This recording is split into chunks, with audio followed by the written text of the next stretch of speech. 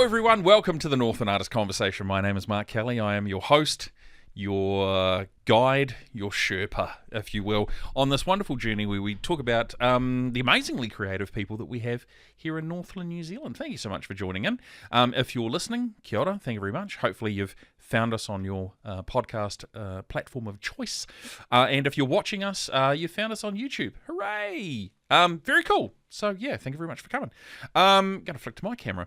So, our guest for this podcast,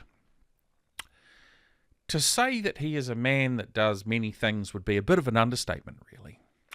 And if you watch or listen through the whole podcast, you'll understand what I mean.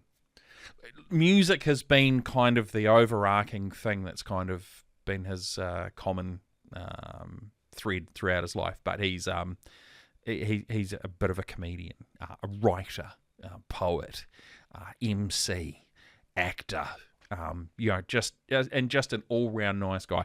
This was probably one of the funnier podcasts that we've had in a while. There was a lot of laughter, and there was at one point in time some tears streaming down my face. That is genuinely how hilarious it was. So I'm going to shut up so you guys can enjoy this. Let's sit down and have a conversation with James Slade.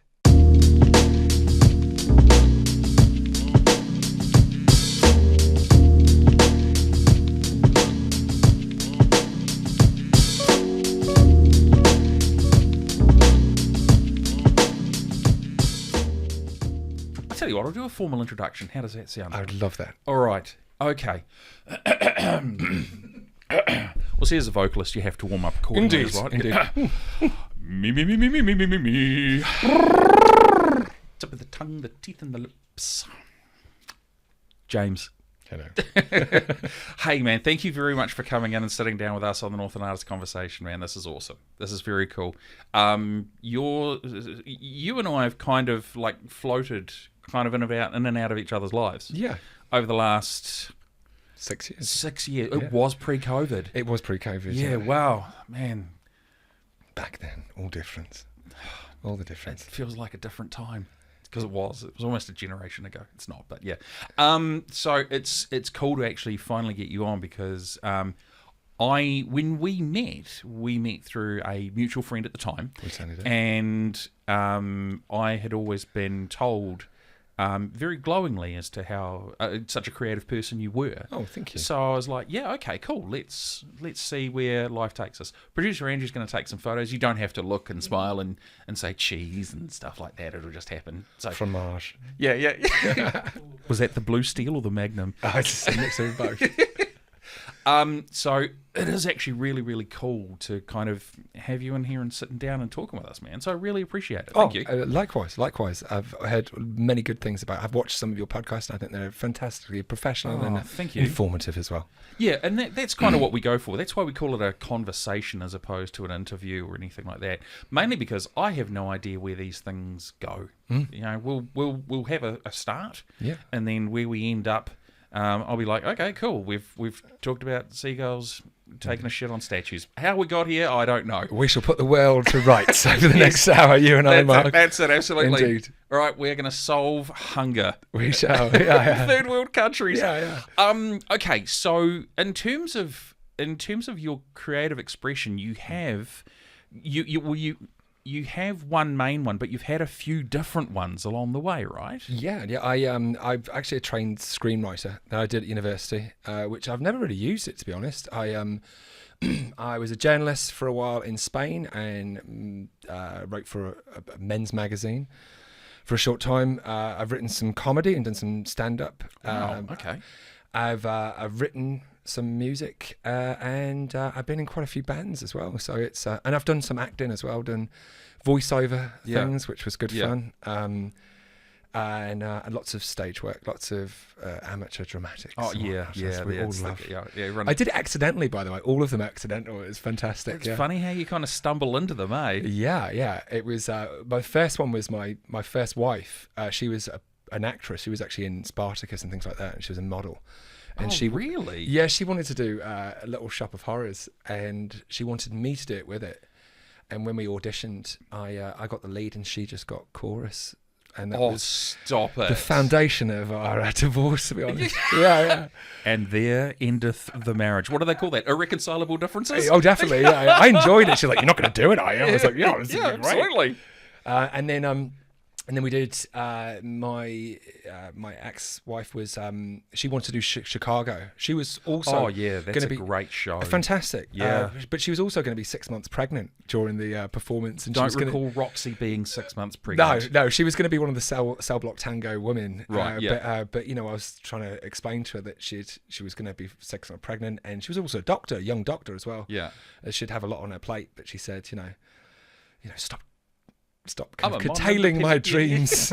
So she went, and I said, "Well, I'm not going to see you much." She said, "Well, why don't you go for a part?" And I got the lead. I got Billy Flynn. So, oh, stop. So yeah. So but then a month into it, she had to back out. Right. Okay. And then I was basically you're committed, and then I'm going out, leaving my pregnant wife, who's yeah. kind of like struggling, and I'm like, I didn't even want to do it.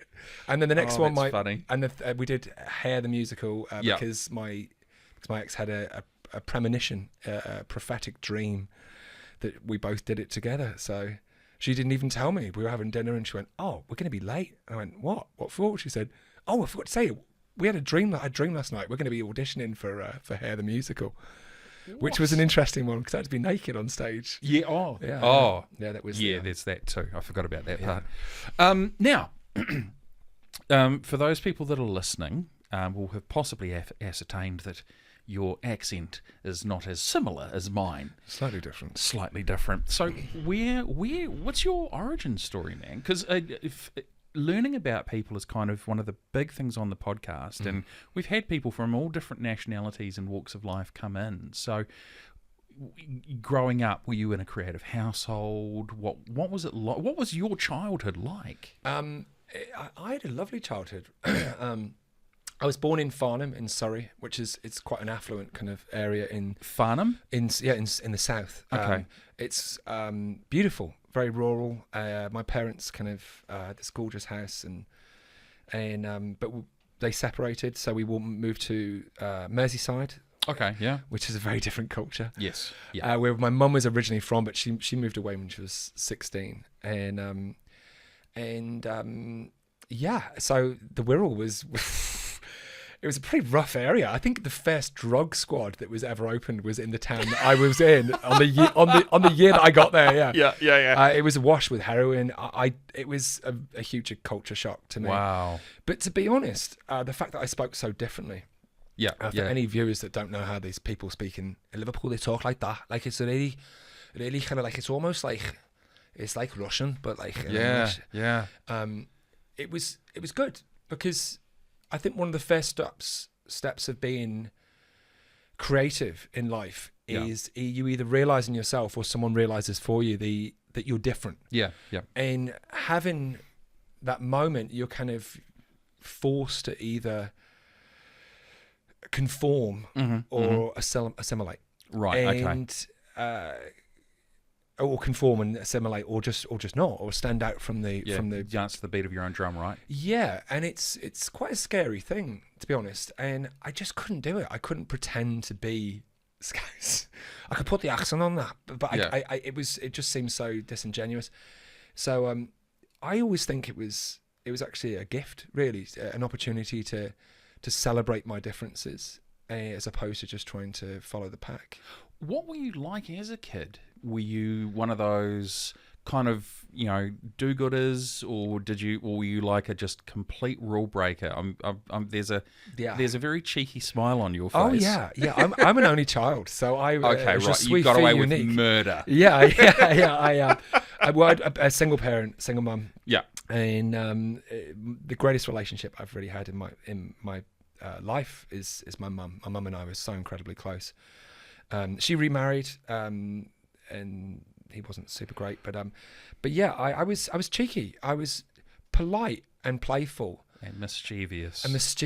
Yeah. I think because I was an only child. I think the thing with only children is they're not as street kind of wise, but they're generally better to. They can speak to adults because they mostly the only child in the room. You know? Yeah. So you have to kind of converse with a group of adults. You've got to acclimate yourself and how to actually communicate with adults properly. Yeah, and I think one of those situations, adults always want you to do your party tricks and things. So I loved film and music. Were you an entertainer at a young age? Yeah. Why did I know that? I liked doing accents. I liked putting on making singing and things and dancing and I was kind of rebellious, but I was also quite nice. I was a nice kid. I got on with all my teachers. I loved school. I wasn't kind of the rebel or anything. Okay. Did you do well at school? Yeah. So I did. I went to a really good school. I went to an all boys school for secondary school, and I did pretty good. I had to. Well, unfortunately, I did well at school, but I got chickenpox when I got my exams, so I had to go off my mock exams, which I did not turn up for. Shit the bed on. So I had to repeat. So I had to repeat them, which was devastating. Yeah. And then did instead of doing A levels, I did a GMVQ, advanced in leisure and tourism and all that. And I just enjoyed it. I enjoyed school from the social point of view. I kind of got on with. I could.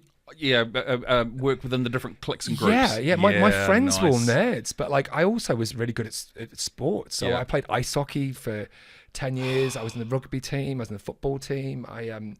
You were that guy. Yeah, and I fucking couldn't stand you. Yeah, I was shit at high school, and it wasn't until I discovered drama that I discovered my people. Yeah, because I wasn't musically inclined, but I loved theatre and movies and TV shows and stuff like that, and I kind of found my little group. But I sucked at sport.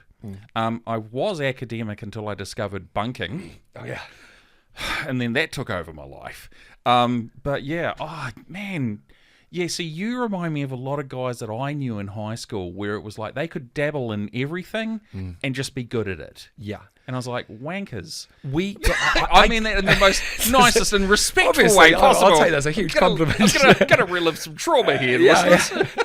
I think that's why people go into teaching, by the way. They just want to find that pupil that reminds them of that's Billy Jenkins. Yes, exactly. Yeah. I shall make you a live hell for the next year. So yeah. I was most naughty in because I played ice hockey. Everything it's a half an hour drive away. Yeah, and we were protected completely by all the staff there. We were kind of like little superstars because the captain of the ice hockey team, and so we were kind of no one could touch us. It was if people mess with us in the ice rink, we could do whatever we liked, and they'd get in trouble. So wow, it felt like it was like the Wild West, but it was definitely an education. But yeah, I was mischievous and fun, and I got away with lots of it because I spoke with a more elegant accent than most other people. When did creativity start sort of coming into your life and the interest? I used to love drawing when I was young, but I always liked singing. I like making sounds. I could listen to the washing machine and I'd try and hit the same note in the spin, so you go up through the spin kind of cycles. And I remember I could sing when we went into the gymnasium, and I used to be able to do a joke, just make people laugh. I did a huge Tom Jones kind of What's New Pussycat and things like that with the really great acoustics. Yeah, and people like that. So I got into that, and I had a friend. I was really fortunate. A best friend called Greg Milligan, who is incredible, most exceptional human I've ever met. Photographic memory. He could just do anything. So he picked up the guitar. He became like a guitar virtuoso in no time. Oh, one of those guys. So you were annoyed at me, honestly. I had to catch up with someone who literally kind of was impossible to argue with. But it was cool because he was more scientific in the way that his approach to music. Okay, yeah. Well, I'm more of like an artist. I get the feels. It just flows. You open up a door and things flow. So the first creative outlet that I really had was with Greg. He had this incredible room with all these guitars, and we'd be 15, 16 years old, and we'd just make up all these crazy songs or do versions of Velvet Underground songs, or Sister Ray and things. Yeah, we did an amazing version of Sister Ray. Oh, yes, absolutely. And I think I think having that kind of the difference between our both different approaches, we had the same kind of values and interests, but we saw it from a very different way. Yeah. Okay. And I think that was just incredible kind of foundation to be able to experiment. He'd only allow you to do one take as well, which was he was a complete musical snob as well. We introduced each other to lots of things, but you had to be good on that first take, and I think that was wow. Yeah. So nothing like a bit of pressure. Yeah. I think that's the food of creativity is, we always think creativity is about giving all the options, but it's not. It's about reduce the options. Give yourself the tiniest little speck, because we get anxiety when people allow us too much time or space to roam. Yeah, We'll come back, but it's interesting that you bring up mental health, because mental health in creatives is something that's often not really talked about and should be more. So good point actually. So you're in high school. I'm in high school. You're doing your thing with Greg. Are you going, we got something good going on here, or did you kind of get to high school and go, I'm going to do uni, or? Greg was. I did. I thought people were telling us we could have do something fantastic. Yeah. We'd make up like comedy songs, and we watched someone like Fly to the Conchords. I was always thinking we could have done all of that. We made all these songs up. Yeah. And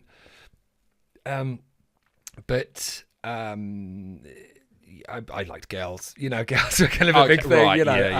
Yeah. Yeah. And partying. I mean, at the time in the 90s, there was just so much going on. Yeah. I mean, it's this explosion of color and taste and grunge music and hair metal was in the process of dying. Grunge was becoming the big thing. Well, we had in the UK, we had Britpop. So Britpop was kind Oasis, of Blur, Suede, Pulp, all these. So we had that, but we also had the house music scene. So Portishead, Massive Attack. Yeah. Incredible. A whole different range of different types of music you're exposed to, and everyone seemed to be just starting a band. It was, and then you had the likes of kind of the club side, but you also had the hard techno like the Square Pusher or an Aphex Twin.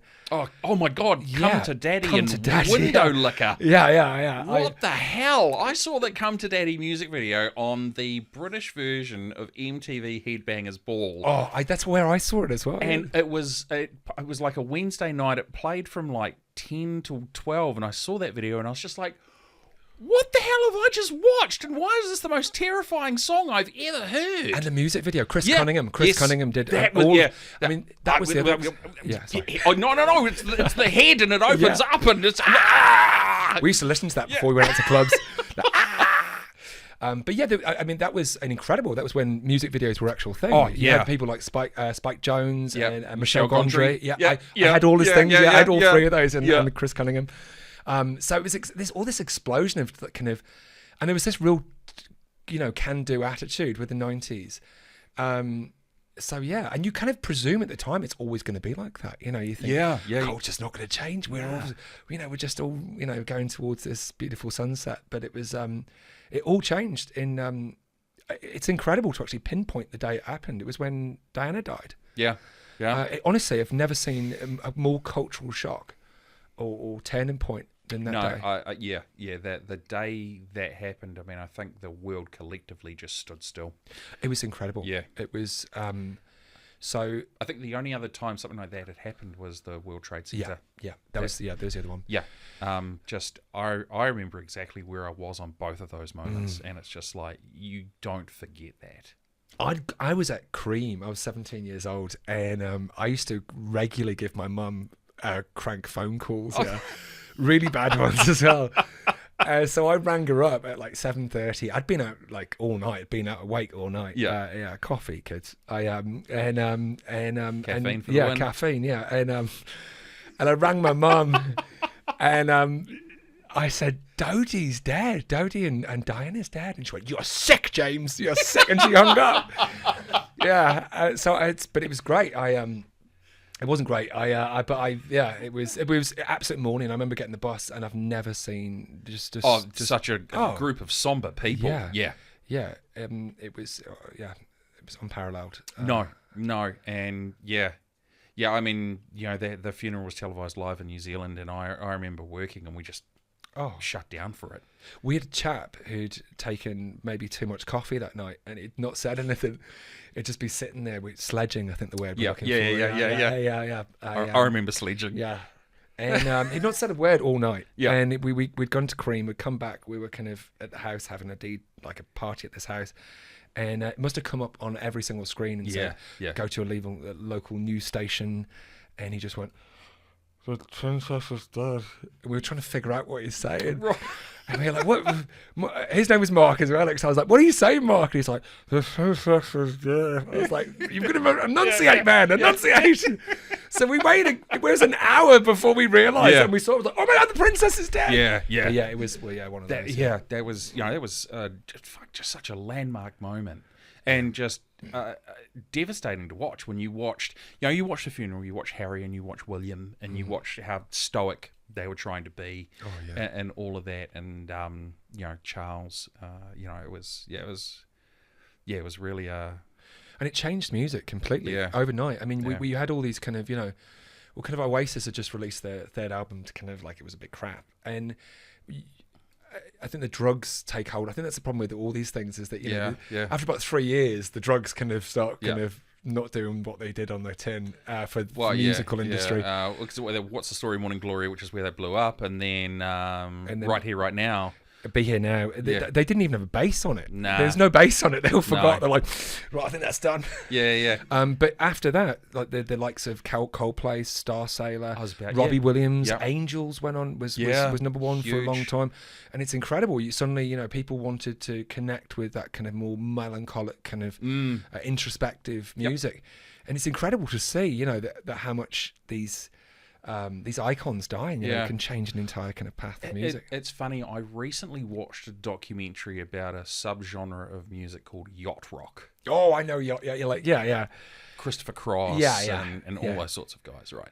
And I kind of put those two moments as very parallel, because it was when a lot of artists were letting their inner feelings come out, and it was okay to express your feelings, which is what the yacht rock guys were doing at the time. So it was kind of interesting to see that, Robbie Williams had left Take That, he'd exploded as an artist after a couple of fails. Yeah. And then Angels comes out, it's a huge hit. Coldplay burst on with Yellow, Spiders, and all of the, Parachutes. That first album was just... Oh, it was incredible. Yeah. Phenomenal. I loved it. I saw it when they first came out, actually. Saw them live, and I'm admitting to this on a podcast as well. I like Coldplay. It's all right. So does Etta Jalije. She went to their concert when they were here. Yeah, I think they're great. I think great energy, but yeah, that was a great album. Yeah. But you were right. It was that was the pivotal moment where British music changed. I mean, Blur went differently as well at that point. Yeah. I think Pulp had kind of wound things up at their end as well. Yeah. Well, kind of the summer of '97 was kind of like that was where it all just got to its. And how did that affect you as an artist then? We talk about all these other international bands. Yeah, I kind of got into club music at that point. We were still performing, I was still writing music and things. But I was 17, 18. I got into my first proper girlfriend. I fell in love. We were going for 3 years. So everything just became, you kind of 18, and I just forgot about music. It's a blur for a while, eh? What's that? Yeah. So it was great. I fell in love the first time, and no regrets. And then I got into acting, which actually got me out of that relationship. Someone I used to talk about, I wanted to act, and someone said, "Put your money where your mouth is." We're just doing a huge production of West Side Story. Right. Yeah. Go and audition, and I said I would, and I didn't go. And the director rang me up and said, "Come here now, we need men." Yeah. And I loved it. I got a really good part. It was a huge production. And I just loved it. I didn't know how I was going to react in front of a huge audience. But I loved it. I loved the rehearsals. I kind of accidentally fell for someone else, and which got me out of it. but yeah, it was a great kind of introduction into acting, and also exploring that kind of, well, you're around people that can do it. I think you've got to see people do it before you actually realize it can happen. It's like the 1 minute mile and things, you know. Oh yeah. As soon as one person does it, everyone can do it. Yeah. And I was around this very kind of affluent group of people, and they were all doing screenwriting, and they're doing this and doing that, and I just felt like I could do anything for the first time, and I kind of like brought myself out the shackles of all the expectation of the group that I was kind of wasn't even my friends, it's kind of my girlfriend's friends. They all wear Lacoste. There's a very, you know, everyone shaves their head and whatnot, and they talk like that, and like if you wear anything that's any deviation of what they wear, they're like, wow. Even my hair, people would, because everyone shaves their head there, I'd get this, I go, so why are you gay? And I was like, that is such a weird question. It's obviously a different time back then as well. I was around people that had hair and were able to express themselves in all different manners, and there was lots of gay friends as well. You know, it was this thing which is, it's kind of ingrained in this kind of like tough kind of Scouse ideology. I'm not saying they're all, but there's a lot of homophobia. And really dark homophobia. You know, like it's not like they're just like, oh, just keep it to yourself. It's like, you know, people saying like, out of the open, I will kill him if you do that in front of me, I'd kill you. I would smash you. And if that would do that to their brothers and sisters, and so it allowed me to be more. People always just presumed I was gay anyway because I had hair and I'd do this with my hands a bit more than the average Scouser. So, and I don't mind that. I take that as a huge compliment. If someone says, "Oh, you're gay," I go, I wish. My mum wanted me to be gay. Yeah. All right. So, West Side Story. This is not the version starring Rachel Zegler. Don't get me started. Don't get me started either. I really wanted to watch that. Love that movie, by the way. I found it very hard. Where did you kind of move from that point onwards? Because, you know, you've taken up acting, you've left a relationship, you've found a new relationship, and you've kind of met this new group of creative people where you can, you know, articulate with you, talk with your hands. And have hair, and you can't do that normally, right? No. So where did you sort of travel to at the next stages of your life? So I went to university and studied screenwriting. I wanted to be the next kind of Charlie Kaufman or something. You know, I wanted to do something fantastic, and I mostly just had lots and lots of fun at university. Lots of parties, yeah. But also indulged in lots of music as well. So I was quite lucky to have someone who was. You kind of always default back to music, right? Always. It's always been something. Yeah. Okay. So for music, for me, is the most important. It's kind of like an element, you know. It's just and it's felt effortless. It's always felt effortless. I've never had to feel like I've got to really put effort into it. Like I've got to learn obviously lyrics or kind of but for me, I think being relaxed with music and just letting it flow out. It's like creativity it's not something you search for.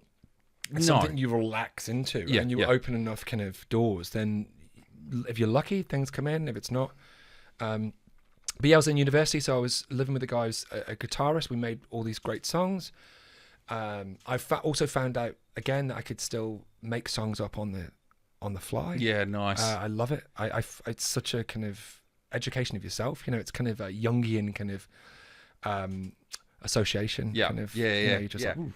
Yeah, well, I had this word, and then you got to think of the next line, and then you go, what's that next line? Oh, that says something about me that I didn't know. Yeah. I don't even think trying to... I mean, it rhymes if you just relax into it and you allow something honest to come out. It's you know... So I did that, and then had to... The third year of university, my mum had moved to Spain the first year I was there, and she got attacked. And, oh no! Yeah, and at work and also at home. Oh wow! So wow! She was living by herself, so I came out of university and ostensibly went to see her for 6 weeks and ended up staying there for 3 years. Okay. Yeah. I don't regret a thing. My mum and I had the most amazing 3 years together.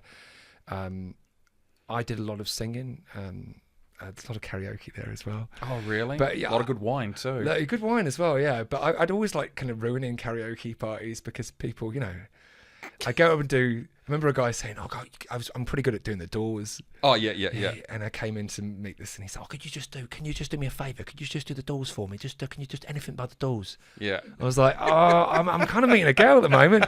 He went, "Oh mate, no one's come up. Just you'll be the first person to get up. You'll be great. Obviously, everyone knows you're great." So I got up and went, "Have you got the end by the Doors?" He went, "Yeah, I got it. Yeah, you're up now. Yeah. You go, no, coming up now, James, doing the end by the Doors." And like everyone's like that, and I could see a few people going like, "The end?" Yeah. Yeah. That's a random choice. Oh yeah. Freudian kind of very nightmare. controversial. Father, on that yes, one. son, I want to kill you. Yeah. Mother. Yeah. I want to. We'll Yeah. We'll leave the live version We out. will leave the. I didn't. Yeah, and cleared the Of course you entire didn't bar. leave the live version out, yeah. And he's like, "Why'd you do that?" I went, "It was written on the screen." Yeah. The lyrics are there. I must sing them. Yeah. No more about the music you put on. Yeah. So I did that, and then and while I was there, it was incredible. It was an incredible experience. I ran a successful. We started kind of a business there. Oh, nice. And I like a linen business. I wrote for a men's magazine. So it was great. But it's not really the kind of lifestyle you want to raise children there. Everyone was very drunk. It's cheap beer, cheap cigarettes. Everything was flowing pretty freely. Yeah. And I got to 27, and okay. yeah. And an ex-girlfriend came over and saw me, and she'd got engaged to Roger Moore's son. I think his name is Joel Moore. Yeah. Very handsome, well-established chap. Well, it's Roger Moore. It's right? Roger Moore's son. That's Yeah, Roger yeah, Moore. yeah. Of course, he's going to be an attractive man. Yeah. But he's one of my, he's one of my favourite. Yeah. That was my favourite Bond growing up. Yeah. With his kind of eyebrow kind of Yeah. manoeuvres. Definitely the most camp Bond. Oh, He God. could have never beaten God, anyone. no. Could he? Yeah. No, he was just, I can't say that. But he was... There's a particular Bond film that he's in, and it had one of the most complex practical stunts in it, and it actually required a whole lot of mathematicians to sit down and work it out. Oh, it's the car when it's spinning round. It's the car spinning round. Yeah, and they did a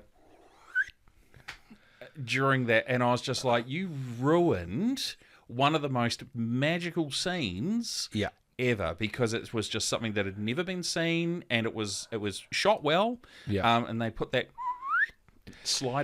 whistle slider in there, and I was like, why? I don't realise this was a comedy piece. A lot of the Bonds are quite hard. They didn't age well at all. No. Like, they're all just hitting winning, basically. Yeah, pretty much. Like, Roger Moore was the first one I thought, oh, she's going to hit him back and probably beat him up. Yeah. Grace Jones won't take no shit from no one. Oh, yeah. View to a kill. Yeah. So I can't remember why we're here. Oh, yeah. So anyway, my ex-girlfriend met me in the bar where we broke up with her new, very well-established fiance. Yeah. And she said, what are you doing with your life? Like, have you, for instance, have you got a plan? Like, where are you going to be in 5 years? Yeah. And I did not have a 5-year plan. Yeah. But so I made it up on the fly, and I was thinking like, and just behind her, they had this little TV, and it was advertising the Lord of the Rings.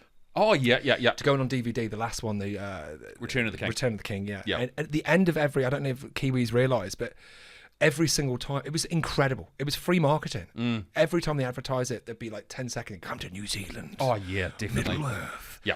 And so I saw it behind it. I went, yeah, I've got a plan. She went, what? Where are you going to be in 5 years? I went, well, I'm moving to New Zealand. Right. Okay. And she went, really? And he put it in. He went, which island? I went, all of them. Because I knew absolutely nothing about New Zealand. I was like, yeah, every single one. Yeah. I'm going to go to a different one every month. Yeah. So there was no part of me that thought I was going to go to New Zealand, by the way. Yeah. None. So she was like, oh, well, she couldn't really say much to that. It's the most exotic place in the world from where we were. Well, it's like, it's the polar opposite, right? It is. It's literally, where we were living at the time, my mum found out that the two farthest cities in the world were, I think, kind of Torrevieja and where I was living. Yeah. So I thought, well, there you go. I've curtailed his crap. Line in the sand. I'm not dealing with his. Yeah, I didn't think I'd attractiveness. hear anything from it. And I was having dinner with my mum about 2 weeks later, and she said, "Are you going to live in New Zealand?" And I said, "Why would you say that?" She said, "Leanne's told everyone." And I'm like, "Oh shit!" She's like, "It's going to blow over." She went, "No, Pete, you don't want people to think you're a liar, James." And I just thought it would blow over. And every time I went to the pubs, everyone would go, "So when you go to New Zealand, when you go see the Maori people?" I went, "Yeah." So I was like, "Oh my god!" It didn't stop, so I had to go. I had to follow through on a lie. How long until you actually followed through on that lie? It was everyone just kept asking. It was a pestilence to have to answer. But I had to learn about New Zealand as well. Yeah, right. Yeah. Which island are you going to? It's like one of the two. Yeah. All of them. I'm going to end up on Chatham's. Yeah, and the Chathams. I am. But so I got a ticket and went over just for 6 months, and I fell in love with New Zealand. Yeah, wow. Where did you land? Well, like, where'd you end up first? Auckland. I've got family here, by the way. My auntie and uncle moved over in the late 60s, and I had 2 cousins, and so we went to live with them in Birkenhead in Auckland. Okay, yeah. It was funny because I was in Birkenhead in the UK. Oh, yeah, that's less. Very different Birkenhead, by the way. Oh, I could imagine so. Yeah, they'll headbutt you into a fine paste there. Yeah. But I think it's a little bit classier. Just a bit, So I lived there for a month, and my cousin, because my uncle was sick, he kind of like maneuvered me to go and live in Rotorua. Oh wow! Yeah, if you're watching this, by the way, John, I know what you were doing. I know what your machinations were now. But right down that camera. Yeah, I know. But it was good. Yeah, thank you. Otherwise, I wouldn't have the children I have. I'd have different children. Yeah, possibly better, but who'll know? But so he manoeuvred me with the machination, I'm pretty sure, of me looking after my sick uncle and helping out, which was great. So I lived there with my auntie and uncle, and invested in a business, an adventure tourism business there, and then joined a band, and I was in this very tight cover band. Wow. Okay. Again, back to music. Yeah. So and I just fell in love with this pace and the politics here. It's just so different. You forget. You've got to move away from where you are, but just to realise who is where you've moved away from, Yeah. And I didn't realise how class orientated the UK was. Really? Yeah. It's kind of perpetuated as well with accents as well. I could imagine so. Yeah. Anywhere you go, it was a Kiwi actually said, "Is it true that as soon as you open your mouth, start talking in the UK, people can pigeonhole where you are?" And I was like, really? Much, yeah. Which is funny because the Toei accent is appalling. The which accent? Toei. The Toei. The only way is Essex. Oh yeah, Essex. But dude, they've all got different accents as well. They do, yeah. Like South London's like, James talk like this. But East London's more tight, so it's more like inside, so you can kind of pull back. I'm thinking back to all of the great British gangster films, Lock, Stock and Snatch and Gangster Number One, and they've got some of the best insults, by the way. They do. I promise I wasn't going to swear. You can bleep this. No, we won't. I've already sworn. My daughter's probably going to watch this. Okay. But I've got to give you... Okay. It's with What's your daughter's name? Scarlett and Tara. Scarlett and Tara. Daddy apologises in advance. Yeah. The best insult I ever got was from a Cockney. They called me a dirty double dog-eyed shit cunt. And I was like, what? I've never felt more deflated. I had nothing to come back with apart from... I was like... Okay. Well done. Touche. Yeah. I did 2 years in London as well before I went to New Zealand as well. Right. Wow. Okay. A year and a half, which was good fun. So you're in New Zealand. You're in Vegas. In Vegas. Yeah. Life is actually pretty good. Yeah. What brings you? What makes you leave? I loved Rotorua. I loved. For me, it was real kind of to delve into the culture. One of my best friends was direct descendant of Ihanga, so we did like a culture share. So he told me the whole history of Torotora Nui Katamomoi and the Patapairihi and all this, and it was just immersive. And I would talk to him about Shakespeare, and I got really into into Shakespeare and Baudelaire and all this poetry, yeah, I loved it. I got married again. My first wife and I broke up, and then I got married, had 2 children, and we were really comfortable there. Yeah, yeah. But my ex family's from Whangarei, so she didn't like the cold weather. Okay, so she wanted to come home. Yeah. And well, look, it's not the winterless north like everyone says. I'm happy. I'm pretty. It's Put me the- anywhere. I'm kind of like, Yeah. oh, it's all right. Yeah. But that was a complete accident as well, because we got pissed the night because we're looking at different kind of areas where in the world, because she's Yeah. a doctor, we can go anywhere. Yeah. And she said, where in the world do you want to live? And I said, not Whangarei. And the reason being is that we would travel up every now and again, and there was dynamics going on. At the time, I was afraid, I won't know anyone, and Yeah, sure. And yeah. things, new with- to the region, you're kind of going to start all over again, right? yeah, and it wasn't Whangarei that I didn't like. It was because I didn't really know much about Whangarei. Yeah. But there was, at the time, there was a bit of family kind of weird dynamics Right, that was okay, going yeah, on. I yeah. thought I don't want to kind of make that worse, And so anyway, we had a few drinks and looked at Australia, and I was like, no, and Too many Aussies. yeah.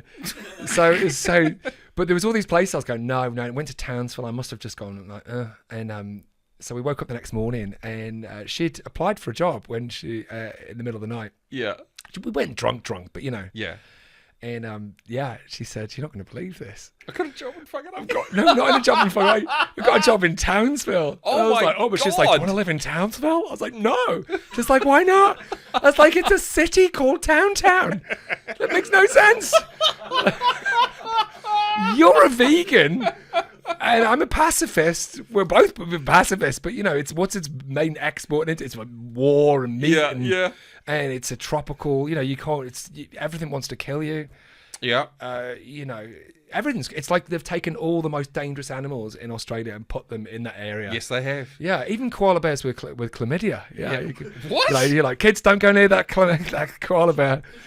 No! Yeah. Producer Andrew joins the conversation. Yeah. What the hell? Holy Yeah. shit. Okay. Yeah. Who had sex with the koalas, by the way? That's the question. You know who it is. Someone's sitting there going, I'm never going to reveal it. Yeah. Someone's like, one me. Yeah. It's Dave. So you you relocate to Whangarei. What year is this? 2018. Okay, Yeah. so it wouldn't have been that long afterwards that you and I would have met. Yeah. So we came up. I don't want to divulge too much. Kind of like. By the way, my ex-wife and I have got an amazing relationship. Yeah, cool. I love her. She's the love of my mother of my children. But Yeah. our relationship was starting to dissolve. One of the reasons we actually moved away, I think, was things were kind of Right, yeah. You could think, well, we'll just go to a different place, and then everything will be fantastic. Yeah.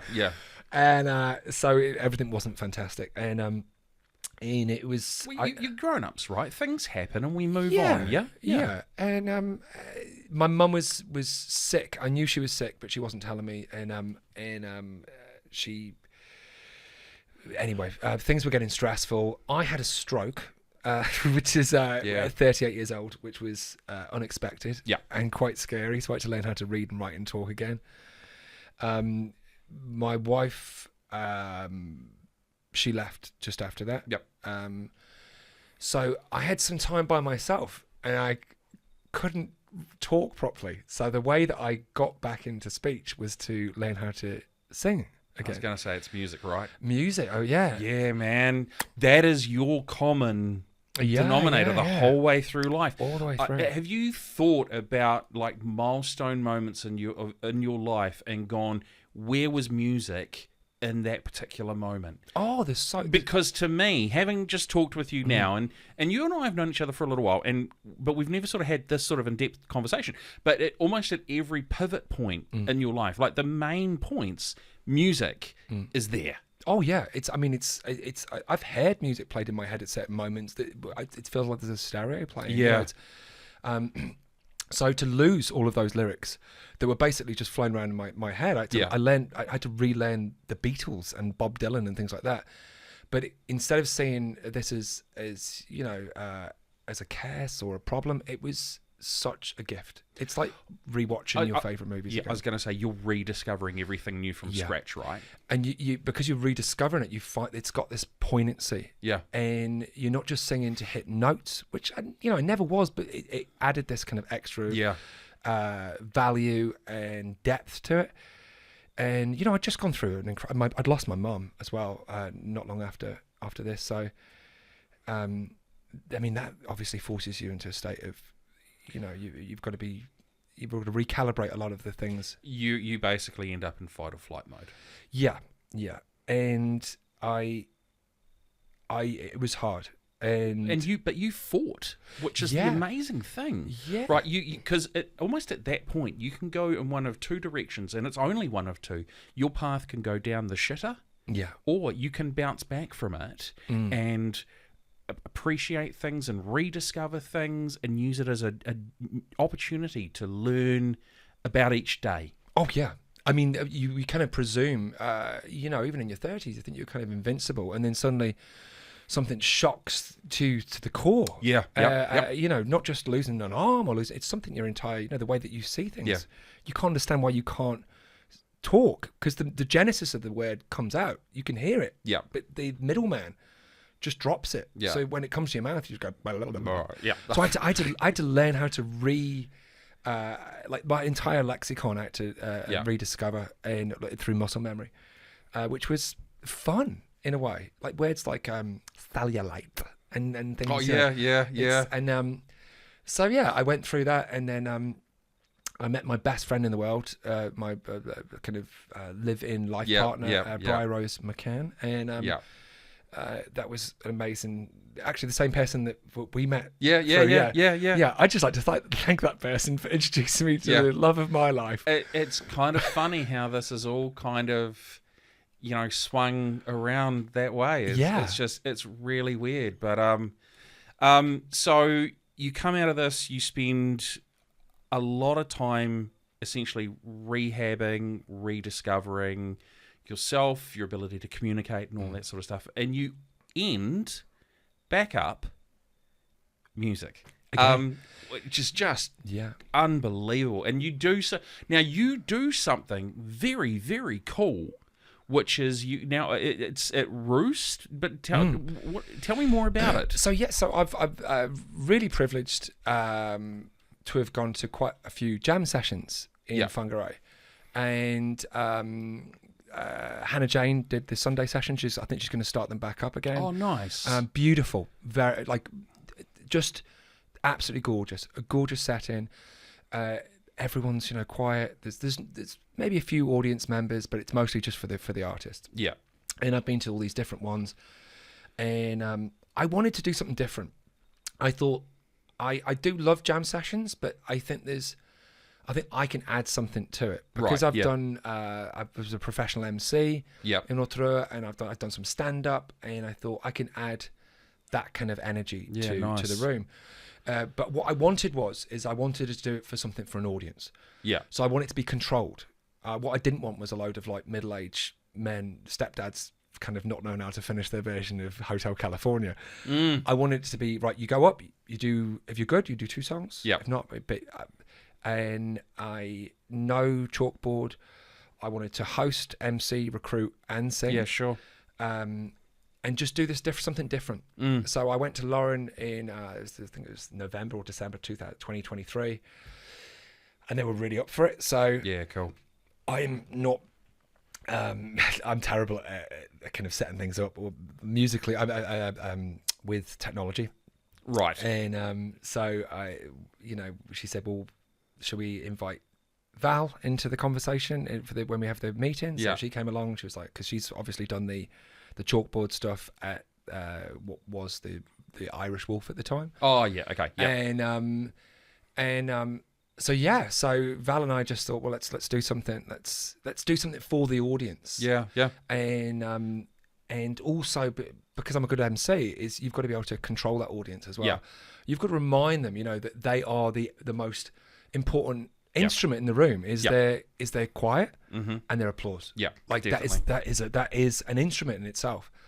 And I didn't know how it was going to work, and Gary Smythe, who Smythe, who I've spoke about, I think is Whangarei's best untapped kind of talent. Gary, if you're listening or watching this, James is going to reach out to you to get you on the podcast, buddy. I shall. Sir. He's coming for you. I shall. Yeah, Gary's amazing talent, and also lovely. You know, when you look at people and you're like, I should be a nicer person. Yeah.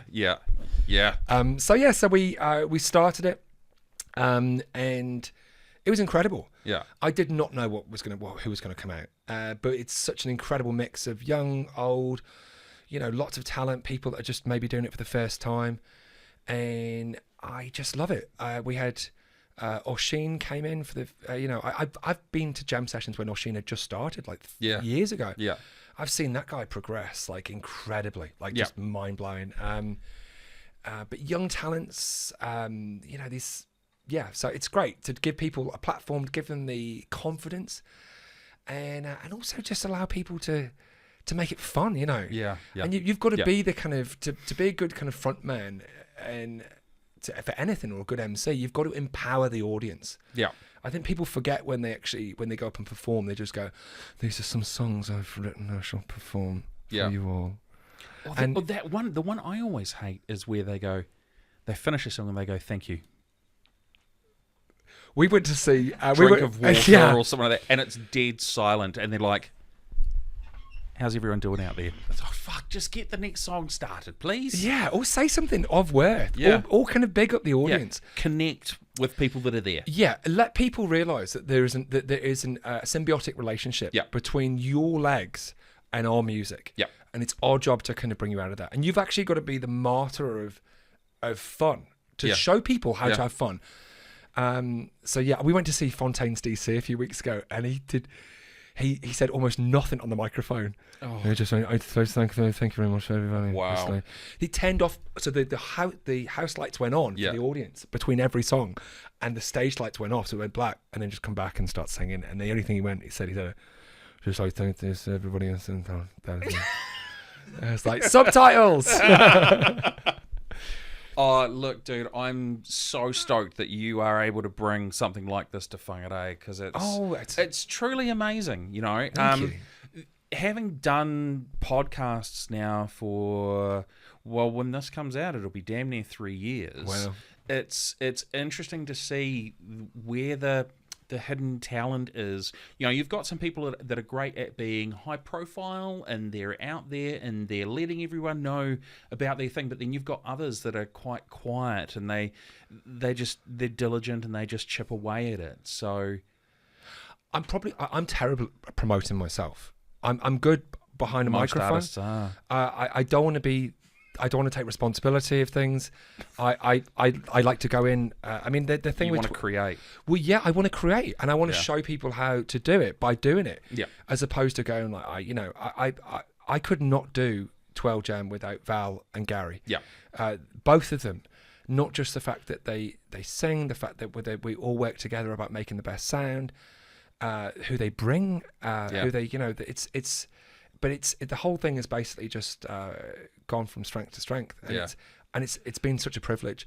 And this isn't something we're doing. We're just doing this for the love of music, And that's the best reason. And thankfully, the other places like Beer and Loathing and things like that, they've started doing their jam sessions, and other people have realised that you can actually engage an audience with unscripted music in a way. Yeah, and I love that.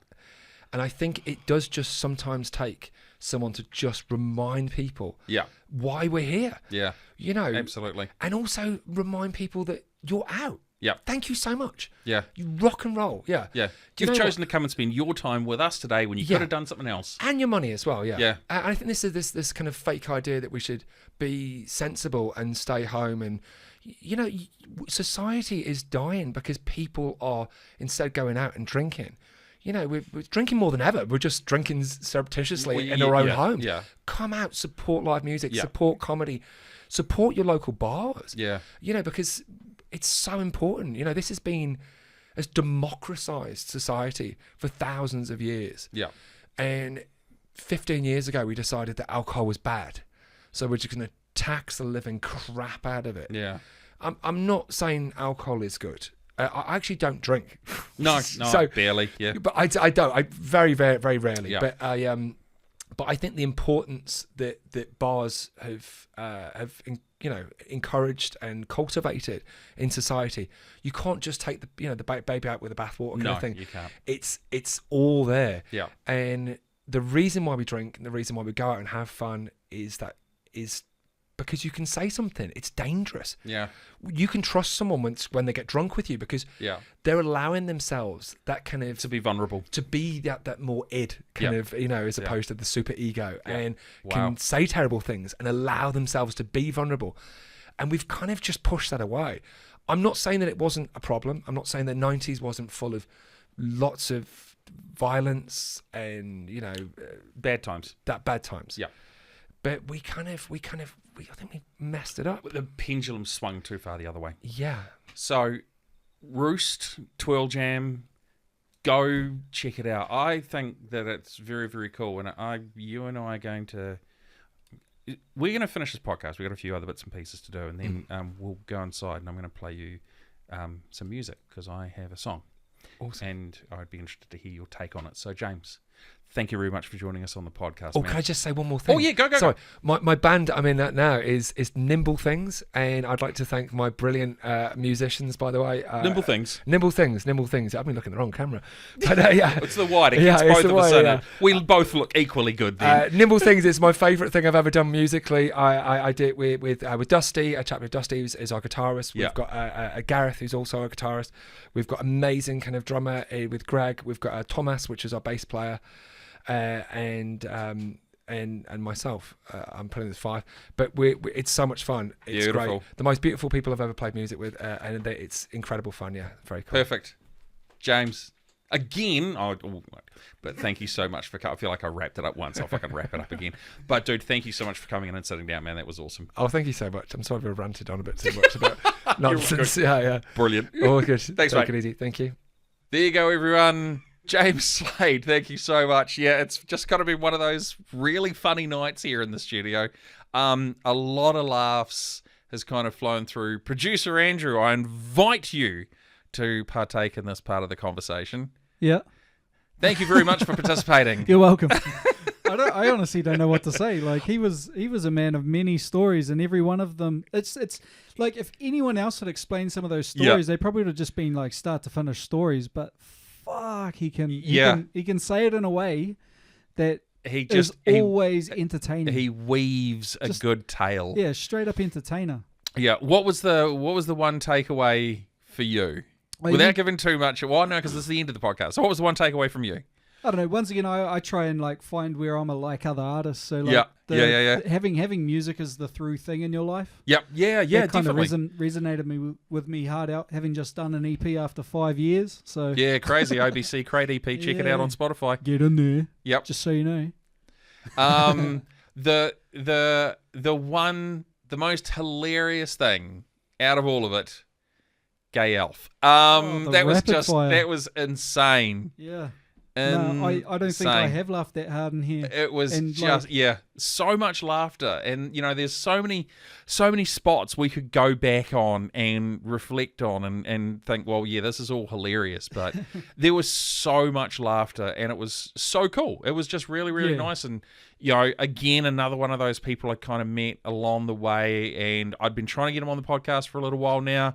So yeah, just a cool guy in general. Cool. So where can you find out more about us? Well, you can find us on Facebook and Instagram and YouTube for the visuals, and for the audio, you can find us on Spotify and Spotify, Apple Podcasts, and it's not Google Podcasts, YouTube Podcasts. So make sure you check us out there.